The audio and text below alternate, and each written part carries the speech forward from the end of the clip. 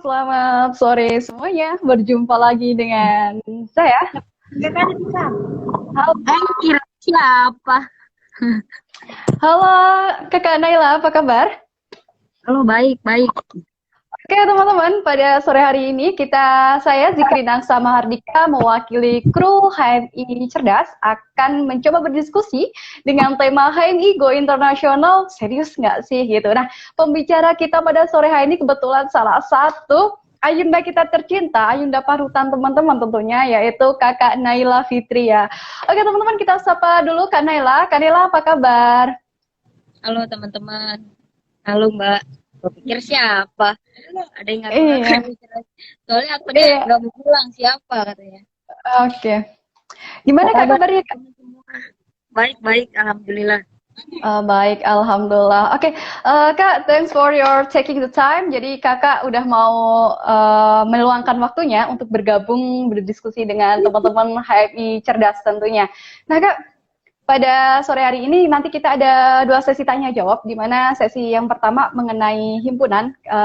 Saya akan menanyai Kakak mengenai himpunan. Yang kedua mengenai kepribadian Kakak. Jadi nanti Kakak hanya boleh menjawab satu pilihan saja. Gitu ya, Kak ya? Oke, Oke, sip. Langsung aja, Kak. Teman-teman, sebelumnya Kakak Naila Fitriani dari cabang Ciputat ya, Kak ya? cabang Ciputat. Oke, nah buat teman-teman kader yang di cabang Ciputat, say hello dulu. Salam hormat buat sama Kak Naila nih, senior kalian. Oke, Kak. Langsung saja nih, Kak. Di sini Dika mau menanyakan, Kakak udah berapa lama sih bergabung di HMI? Terus udah pernah ikut training HMI apa aja? Dan pengalaman paling berkesan di himpunan itu apa menurut Kakak? Silakan, Kak. Aku masuk HMI 2008 semester 1 waktu pas semester 1 kuliah. Karena awal kuliah tuh 2008. Terus baru 2 bulan kuliah baru 2 bulan kuliah langsung masuk HMI. Terus aktif di komisariat 1 tahun.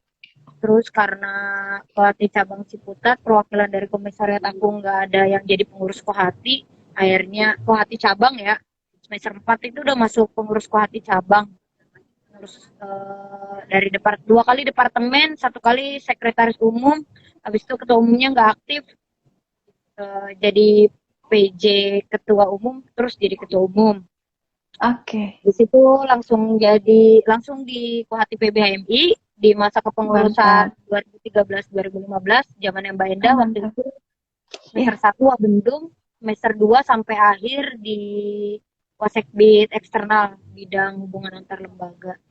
Terus nyalonin jadi ketum Kohati PBHMI, nggak terpilih, terus jadi sekjen Kohati, jadi sekum Kohati PB, terus jadi terus abis itu jadi sekjen PBMI deh, enggak deh, ketua bidang dulu lah, ketua bidang HI. Terus restrukturisasi, habis itu jadi sekjen PBMI. Oke, Kak. Kalau boleh tahu Kakak udah pernah ikut training di himpunan apa aja nih, Kak?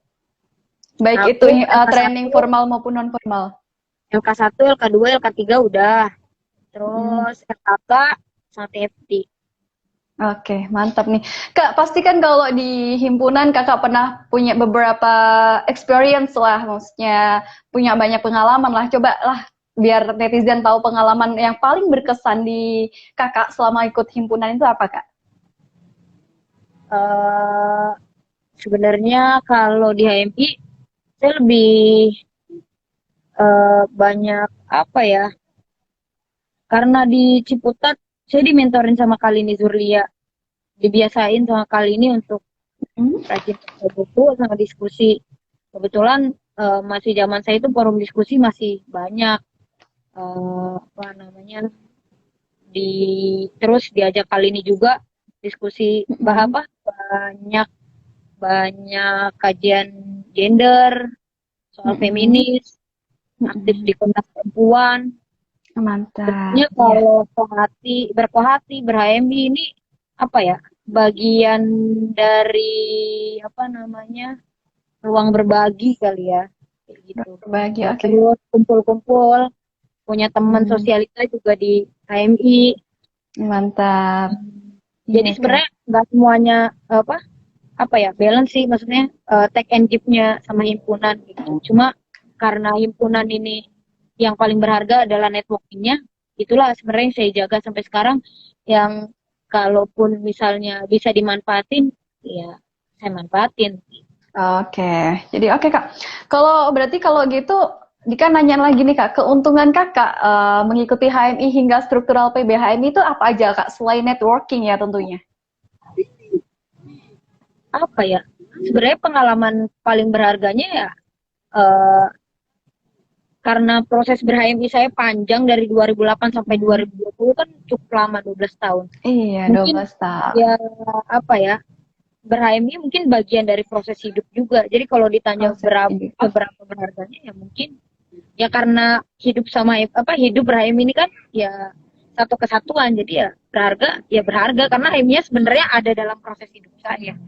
Mantap, luar biasa. Oke, Kak, terus Dika mau nanya lagi nih Kak, pernah nggak sih Kakak itu mengalami bosen di himpunan kayak gitu? Pasti kebetulan saya ada di jenjang struktural HMI terus-menerus, dan maksudnya saya aktif ber-HMI itu karena saya punya amanah struktural dari dulu. Akhirnya kalaupun misalnya jengah, pasti. Iya. Ini karena forumnya HMI cerdas dan buka-bukaan, saya buka-bukaan aja. 3 bulan Oke. sebelum Munas Kohati PBMI 2016-2018 itu, saya sekum Kohati Iya. PB. Iya, betul. Ada pada titik kulminasi di mana jenuh karena mungkin ya biasa lah ya, proses komunikasi antar pengurus kurang solid. Benar. Terus Oke. habis itu apa ya, mungkin udah di akhir kali ya, udah di akhir terus apa, nggak aktif, mau diajak itulah kesulitannya. Saya ada di orang nomor 2 yang decision makernya benernya ada di pucuk pimpinan nomor 1 kayak gitu. Nah itu yang saya sering kali Betul. dapetin pengalaman yang sama sampai sekarang, kalau ya itu tadi, yang ditinggal berjuang sekarang jadi sekjen PBMI, tiba-tiba ketua umumnya ngilang, nggak tahu kemana, nggak ada Oh kabar, gitu. nggak ada Oke. kita mau mundurin diri kayak gitu loh di akhir. Oke. Maksudnya di akhir perjuangan itu kan tanpa tanpa apa ya, tanpa basa-basi, tanpa kabar kayak gitu. Cuma ya Oke. proses-proses struktural ini yang sebenarnya bukan cuma jadi beban tapi juga jadi tanggung jawab, di mana saya mesti akhirin kepengurusan kayak gitu, dan berikan Oh gitu. apa ya, berikan, kalau bahasa berikan yang terbaik sih ya biasa ya, tapi berikan satu oleh-oleh, satu hadiah buat himpunan dalam jangka waktu panjang, dan itu bisa dirasakan sama banyak kader. Oke. Itu sih, itu kalau misalnya ini ya mungkin lumayan juga. Oke. Kak, terus kalau untuk menghilangkan rasa jenuh itu Kakak gimana, Kak? Saya 3 bulan waktu pas 2016 2018 lah ya. Saya mulai untuk bekerja rutin yang office hour. Pergi jam 8, pulang jam 5, kumpul kohati atau yang lainnya, saya sediain waktu habis kerja kayak gitu. Nah, kayak misalnya sekarang juga kan udah mau di akhir kepengurusan, saya juga perlu apa ya? Sebenarnya buat saya kerja bukan cuma sekedar cari duit, cari rutinitas, atau mau challenge networking saya gitu. Seberapa besar sih networking saya gitu di HMI? Enggak, tapi buat saya gitu, ngelihat kader himpunan mengakhiri kepengurusan dan mengawali hidup. Buat saya, karena di himpunan ini kan apa ya, kayak welcome, it's not reality aja gitu loh. Ber-HMI datang dari daerah dari mana, terus kalau ditanya kerjaan apa, cuma ber-PBHMI dan gak punya rutinitas. Setelah ber-PBHMI atau setelah ber-HMI bingung mau ngapain gitu. Cuma mau membiasakan diri aja untuk ya hidup yang real itu ya di luar kepengurusan, ya lu punya kerjaan lain selain ber-PBHMI. Jadi kalau ditanya kerjaan lu ya nggak cuma ber-PBHMI, tapi punya aktivitas-aktivitas lain yang sebenarnya saya nggak pernah berhenti punya aktivitas selain aktivitas ber-HMI dari dulu gitu ya. Oke gitu. Oke Kak. Bagus, ini menarik teman-teman. Buat teman-teman yang lagi jenuh di HMI, tetap semangat ya. Kak Naila aja 12 tahun teman-teman ikut himpunan mahasiswa Islam. Oke. Kak, sekarang kita menuju ke tema ya Kak, HMI Go Internasional. Nah, Dika penasaran nih Kak, sebenarnya siapa sih penggagas HMI Go Internasional ini Kak? Jadi awal kepengurusan saya dan Ketum Sadam waktu itu sempat ngobrol, lo mau bikin kegiatan apa jadi bidang HI kayak gitu. Saya bilang kalau dulu saya dulu pernah datang ke suaminya Kak Ida itu Bang Nazar Nasution, apa namanya, mantan dubes. Terus dia juga pernah bilang kalau Datuk Anwar Ibrahim itu juga pernah masuk HMI, terus HMI pernah ada di Malaysia, HMI cabang Malaysia, dan satu cabang internasional lagi di mana gitu. Yang jelas pokoknya ada dulu HMI cabang Malaysia, cuma nggak ada lagi dan nggak aktif gitu. Saya bilang kalau misalnya teman-teman PPI bingung terus mau apa namanya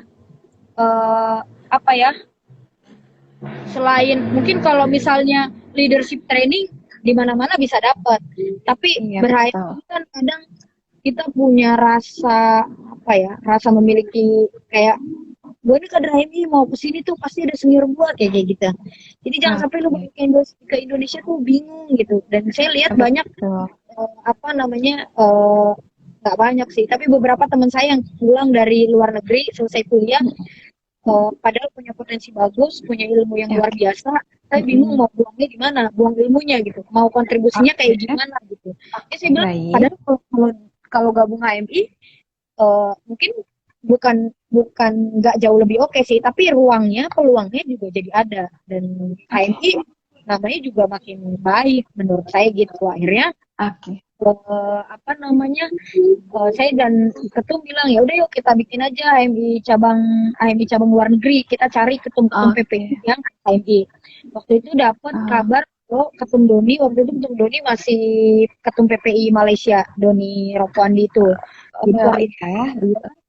Terus akhirnya dia mau dan mau bikin HMI Malaysia kayak gitu. Terus saya punya teman satu komisariat saya di Maroko dan dia siap lagi S3 juga di Maroko. Akhirnya Maroko. Sebenarnya kayak di Mesir ada teman-teman banyak juga, cuma yang belum HMI, tapi kan waktu itu udah bahasanya udah banyak yang confirm sih, kayak misalnya Australia itu udah fix, cuma yang harus dijalanin 2, tapi akhirnya konflik ya. Itu maksudnya ya bukan nggak menarik lagi ya, tapi akhirnya tersendat aja gitu, maksudnya untuk ngejalanin itu. Oke, siap Kak. Berarti akhirnya gimana Kak? Saya bikin tools untuk HMI Go Internasional tuh apa sih yang mau dijual kayak gitu. Soalnya saya lihat bahwa HMI itu punya nilai dasar perjuangan keberislaman kita yang wasatiyah ini.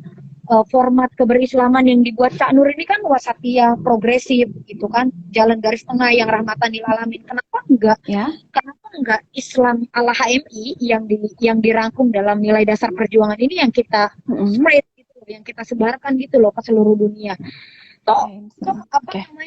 NU aja punya Islam Nusantara gitu. Kenapa HMI enggak mencoba memberikan tawaran Islam yang baru dengan Islam yang progresif dan Islam wasatiyah ala HMI yang terangkum di nilai dasar perjuangan. Akhirnya saya sudah jalan dengan NDP yang sudah saya translate ke dalam bahasa Inggris dan bahasa Arab, itu sudah selesai. Kenapa? Karena akhirnya saya berpikir ada dalam konstitusi kalau kader kita adalah, karena walaupun himpunan mahasiswa Islam tapi harus orang Indonesia, pokoknya ada konstitusinya waktu itu. Saya waktu banget masih PAO. Jadi dia bilang, udah naik, kalau enggak gini aja, kita rekrut anak-anak mahasiswa Indonesia yang ada di luar negeri, kita HMI-in, terus anak-anak HMI yang ada di luar negeri bisa ngajak diskusi, memperkenalkan, menawarkan yang wasatiyah dan progresif ala HMI ini dengan nilai perjuangan itu. Makanya akhirnya saya coba untuk terjemahin ke bahasa Inggris dan bahasa Arab. Oke, berarti untuk HMI Go Internasional sendiri sebenarnya lebih kepada yang penting ada HMI cabang di luar negeri gitu ya Kak? Bukan sekedar ya udah teman-teman HMI fokus pada isu-isu luar negeri gitu. Selain ya termasuk itu juga, termasuk saya bikin HMI cabang luar negeri itu untuk menghimpun ya, misalnya lebih banyak kader. Karena saya rasa bahwa bukan cuma sekedar kuantitas kader, tapi saya rasa mungkin diaspora HMI HMI yang ada di cabang-cabang luar negeri ini bisa memberikan dampak positif juga ke teman-teman himpunan mahasiswa Islam yang ada di Indonesia. Begitu juga mungkin himpunan mahasiswa Islam yang ada di Indonesia bisa juga berbagi dengan teman-teman HMI yang ada di luar negeri. Oke, Kak kalau boleh tahu sebenarnya HMI cabang yang ada di luar negeri itu ada berapa Kak? Karena kalau dari HMI Cerdas sendiri hanya tahu cabang tetangga ya, cabang Malaysia aja, Malaysia dan Maroko. Selain itu ada lagi nggak Kak? Nah, kalau yang kita laksanain baru Malaysia sama Maroko ya. Malaysia dan Maroko ya. Satunya dan sudah ditetapkan bahwa dua HMI tersebut menjadi cabang istimewa. Oh, cabang istimewa. Kalau untuk HMI cabang istimewa baik di Malaysia maupun Maroko sendiri, apakah memang pembentukannya harus ada komisariat? Terus gimana dengan Batko-nya gitu Kak? Atau memang mereka baru cabang satu gitu doang? Gimana? Mohon penjelasannya Kak. Waktu di pleno 1, ya, waktu di Lampung itu ditetapkan ada dua cabang istimewa ya. Dia kedudukannya sama dengan cabang-cabang yang lainnya. Kenapa dibilang istimewa? Karena luar negeri, kayak gitu. Itu yang pertama. Kedua, dia nggak punya komisariat. Sekalipun misalnya di Malaysia itu saya lupa ya, ada 52 kampus. Ada 52 apa ya tingkatannya kalau PPI itu. Nanti mungkin tuh ada HMI Malaysia bergabung. Mungkin nanti dia bisa kasih tahu infonya lewat komen. Tapi tetap nggak ada komisariat, jadi langsung HMI cabang istimewa. Kayak di Maroko juga itu hampir ada 4 atau 6 kampus gitu. Di Tenjer, Rabat, Kasa, Maroko, Fes, ada 5 kampus. Tapi kita nggak bilang komisariat, cuma akhirnya HMI cabang istimewa karena jumlahnya juga, karena kan kita pertama nggak pakai komisariat, jumlahnya juga lumayan. Kalau yang di Maroko itu waktu itu kita LK1 hampir 35. Kalau di Malaysia yang pertama itu 15, yang kedua saya nggak tahu karena yang kedua dilaksanain sama yang sebelah. Oke Kak, baik. Berarti memang secara aturan, secara konstitusi itu tidak simetri ya Kak? Maksudnya itu nggak masalah ya? Karena udah disahin di pleno 1 HMI ya, waktu di Lampung, yang HMI cabang istimewa Maroko sama HMI cabang istimewa Malaysia. Oke, siap Kak. Kak, kalau boleh tahu sekarang berapa jumlah kader HMI yang berada di luar negeri Kak? Maksudnya yang sekarang yang aktif di struktur HMI cabang maupun di anggota yang aktif di kajian. Kalau jumlah semuanya saya kurang tahu.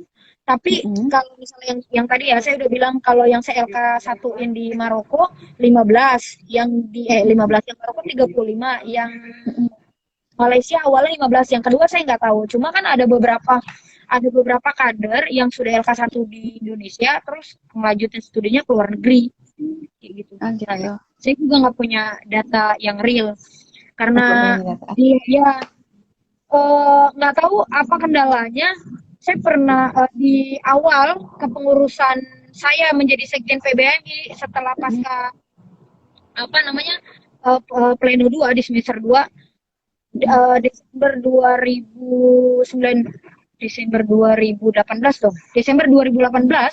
saya tuh bikin aplikasi HMI online untuk menghimpun database kader secara online. Dan baru terhimpun 1.800, tapi akhirnya lagi-lagi terkendala mandek ya karena konflik dan lain sebagainya. Oh, karena konflik ya. Oke, semua biasanya karena konflik.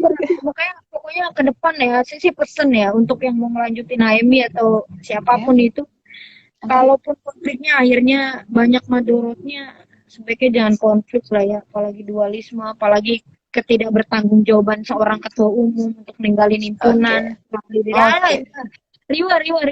Karena himpunannya banyak program yang mau dilaksanain, yang kebermanfaatannya bisa dirasain semua kader, tapi akhirnya enggak. Itu yang akhirnya kenapa saya waktu himpun database kader secara online itu, ini loh yang saya mau tunjukin, kalau lu nyari kalau Oke. dirjen nyari kerja senior, nyari kerja udah jadi menteri terus bingung mau nyari pegawai kayak apa kualifikasinya, ini loh kadernya gue punya gitu. Nah tapi kan ya, Iya, buat teman-teman, buat netizen-netizen yang sedang melihat ini, kalau kalian bisa bersatu, buat apa sih jadi dua, kan kayak gitu. Menyatukan hati itu lebih enak daripada menduakan hati, gitu ya, teman-teman.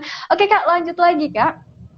Dika mau nanya, gimana sih, Kak, pengelolaan LK1 teman-teman yang ada di luar negeri, Kak? Kalau kita, kan biasanya enak tuh BPL ada, dan lain sebagainya. Gimana dengan kondisi teman-teman yang ada di luar negeri, Kak, untuk pengelolaan training LK1-nya?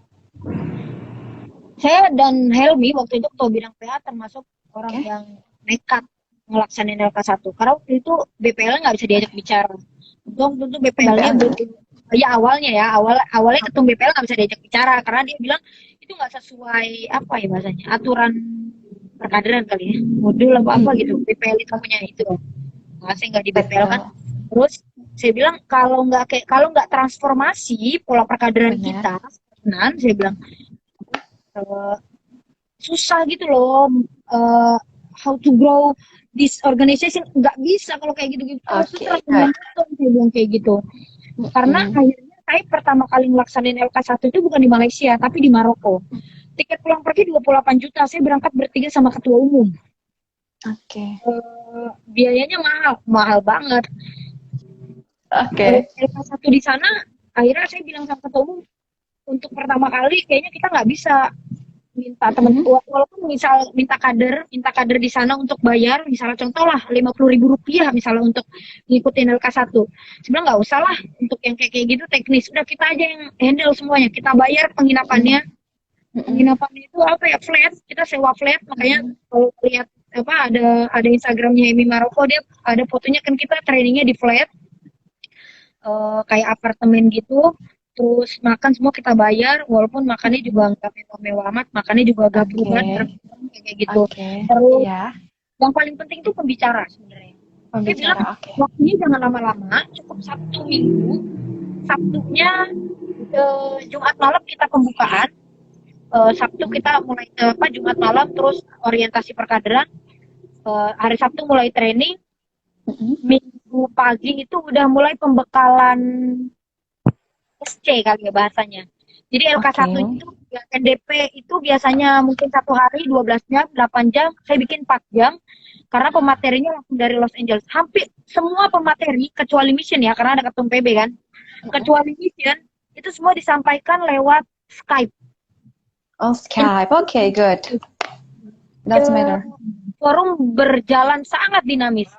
Saya nggak perlu kalau konstitusi paling cuma 2 jam, kalau apa namanya MOK paling cuma sekedar 2 jam dan itu nggak terlalu ini. NDP itu kan biasa ya, kita LK1 kan yang paling dinamis, ribut-ribut, marah-marah, apa ya, di dekonstruksi gitu kan, itu di NDP. Saya melihat bahwa akhirnya oh enggak kok, ternyata hidup kok gitu. Ribut kok itu dia maksudnya ya ribut sama pematerinya gitu. Apalagi kan kayak anak-anak Maroko kan mungkin karena hafiz Quran, mereka lebih paham sama agama, akhirnya dalil-dalil laporannya keluar.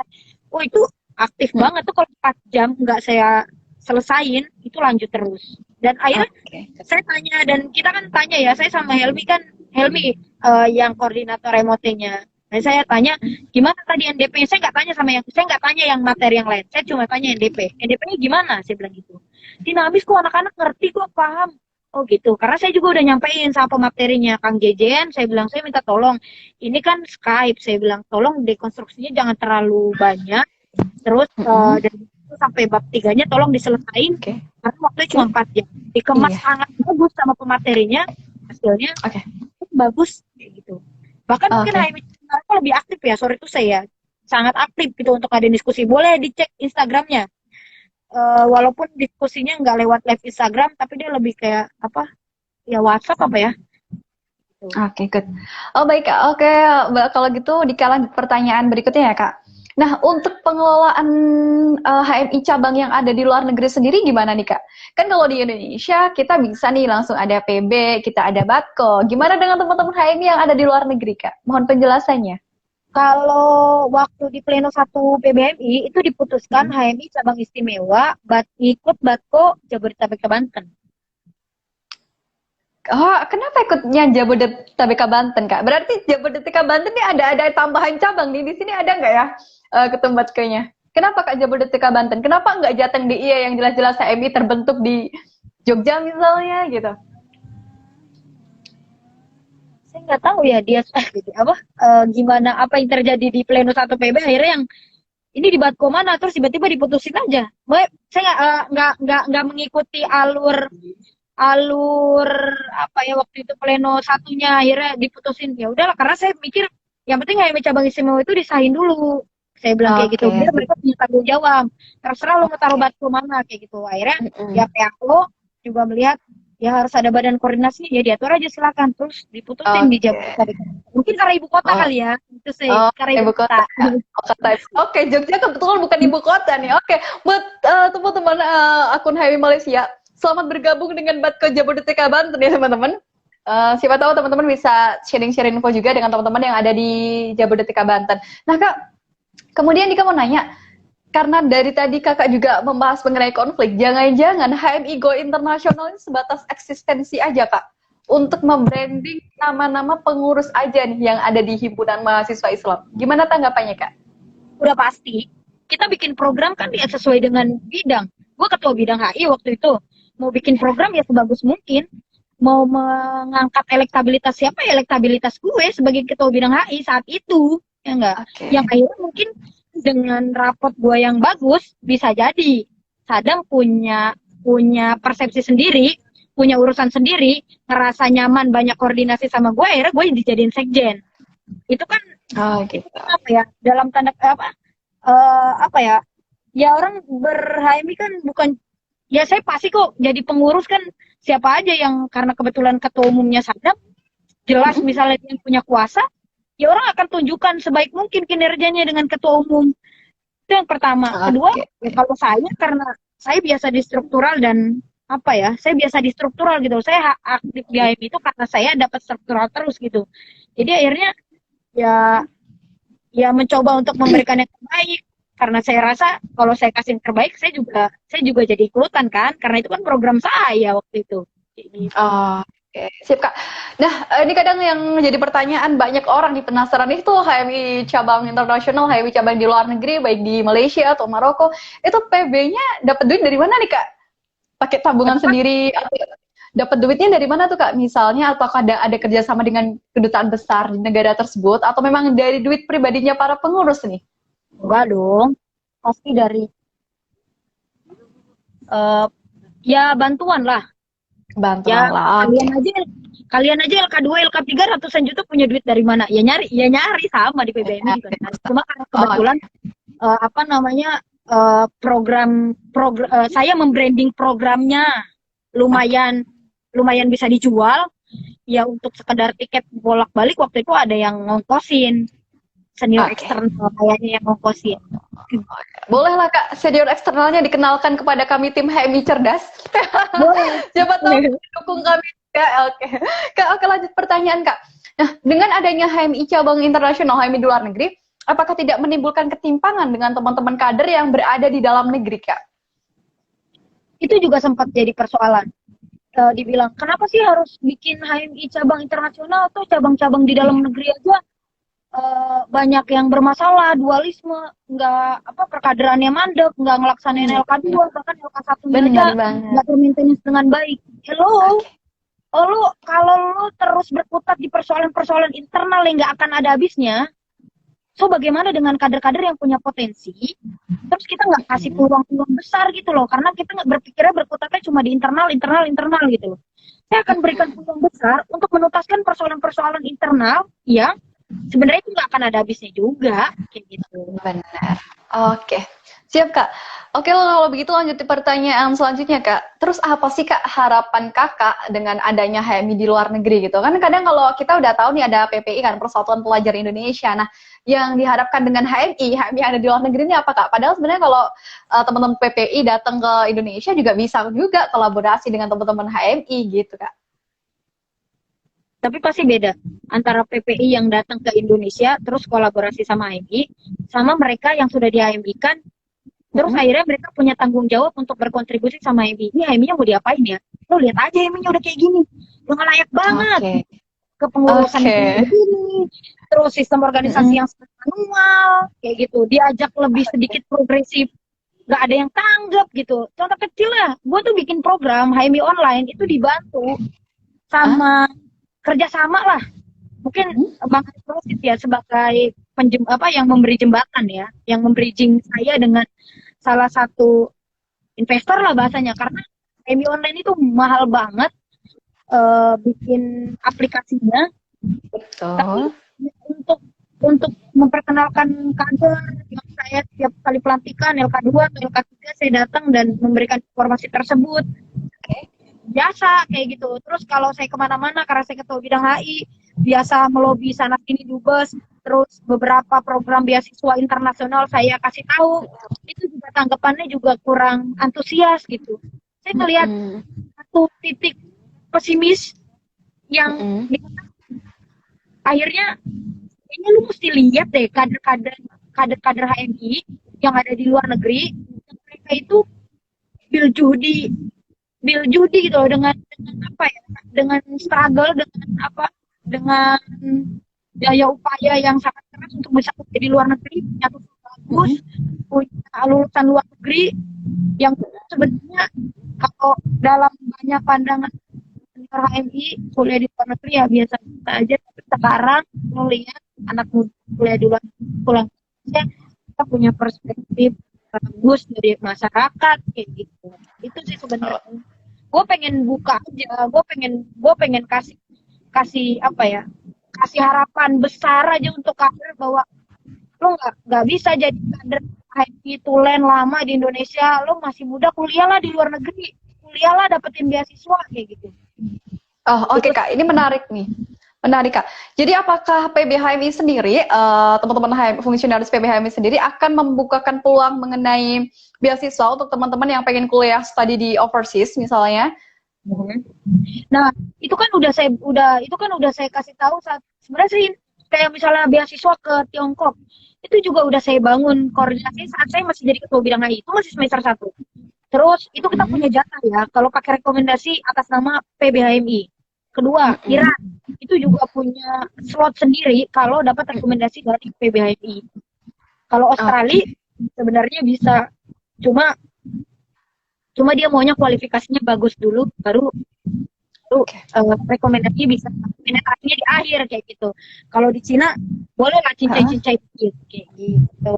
Nanti tanyalah cincai yang udah berangkat tuh. Ketua bidang HI sekarang. Ketua bidang HI sekarang. Oh ya. Siap Kak, ketua bidang HI-nya Kakak ya. Oke Kak. Terus mau nanya nih, karena tadi memang tadi kayak di AUSI nih misalnya harus ada qualification ya, maksudnya ada kualifikasi tertentu. Apakah Kakak akan memberikan apa ya, gratis language misalnya Germany, Spanish, English, kan kadang kita juga bisa tahu lah kapasitas kader dalam penggunaan. Iya betul. Dan selalu persoalannya TOEFL, IELTS, bahasa Inggrisnya nggak bisa kayak gitu. Kalau di yang beasiswa Australian World Scholarship itu kan banyak ya, yang short course, kuliah S2 juga di luar di Australia itu kan sebenarnya bisa. Dan rata-rata, sorry ya, gue buka di sini ya, Muhammadiyah punya jatah, NU punya jatah, tapi kualifikasinya jelas dulu gitu. Jadi kayak misalnya contoh, kursinya 20, bisa jadi NU punya jatah 5, Muhammadiyah punya jatah 5, tapi yang daftar dari NU ini 20 orang, akhirnya 5 terbaiknya diambil, 5 terbaiknya ya total filenya udah sampai gitu loh, tapi punya jatahnya. Nah saya bilang, kenapa HMI-nya nggak dikasih? Boleh kok, kata si siapa namanya, Boyd Walan, orang kedua.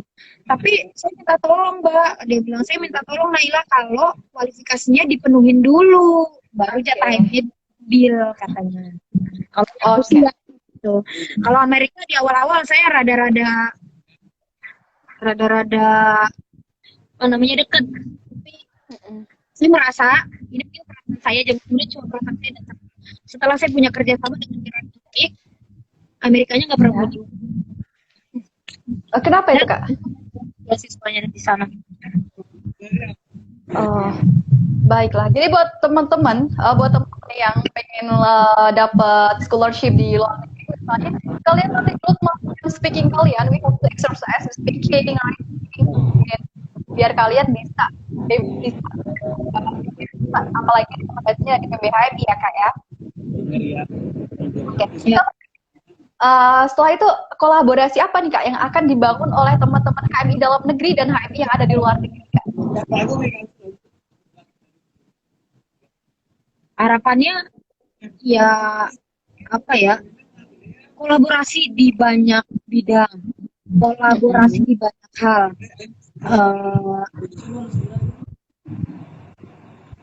Kalau saya minta HMI cabang istimewa di luar negerinya banyak berbagi di Indonesia, saya rasa HMI cabang di Indonesia juga banyak berbagi juga untuk HMI cabang luar negeri.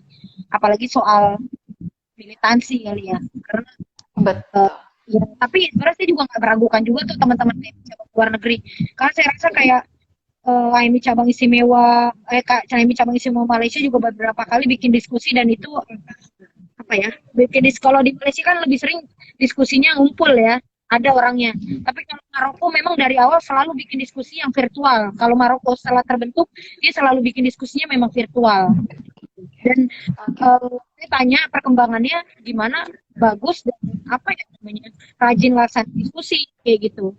Yang paling penting kan bukan sekedar implementasi kepentingannya ya, tapi lebih penting adalah kalau implementasi dulu setelah masuk HMI, lu punya cara pandang hidup yang berbeda, yang berubah, itu itu sih sebenarnya. Oke, siap kak. Oh, terima kasih ya kak. Oke kak, buat teman-teman nih yang nanti jangan lupa juga kalau belum sempat melihat percakapan kami dari awal, nanti akan mau kunjungi YouTube channel HMI HMI Cerdas maksud saya. Langsung di YouTube dicari aja. Nah kak, ini masih ada beberapa pertanyaan lagi kak. Iya ya. Dimana kakak cuma boleh milih satu pilihan aja ya? Siap. Jadi ketum PBHMI atau ketua umum Kohati PBHMI? Ketua umum PBHMI dong. Mantap. Kuliah S3 di Indonesia dengan diberi beasiswa atau kuliah S3 di luar negeri dengan biaya sendiri?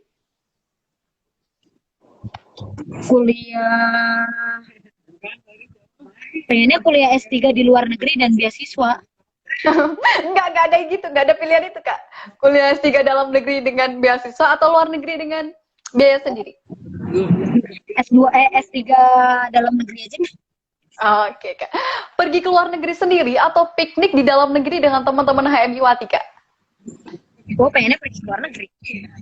Oke, siap. Terus kakak nanti seandainya menikah, milih suami yang aktivis atau non aktivis kak? Non aktivis kayaknya. Kenapa kak? Kenapa non aktivis nih?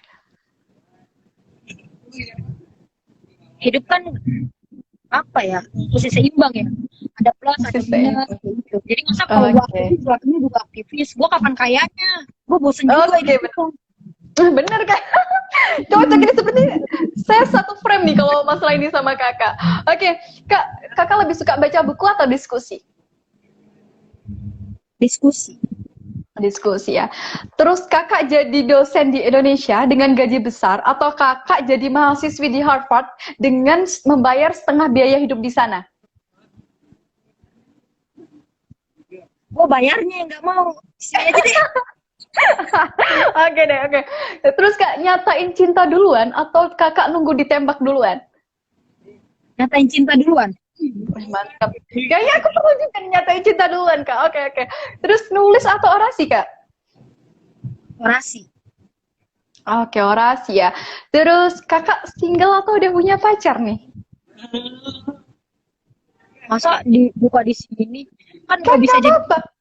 Kan jadi nggak bisa jadi bahan diskusi publik dong. Kakak bilang takut kak. Kan tadi kakak juga buka-bukaan di sini dari tadi. Udah punya. Siapa kak kalau mau tahu?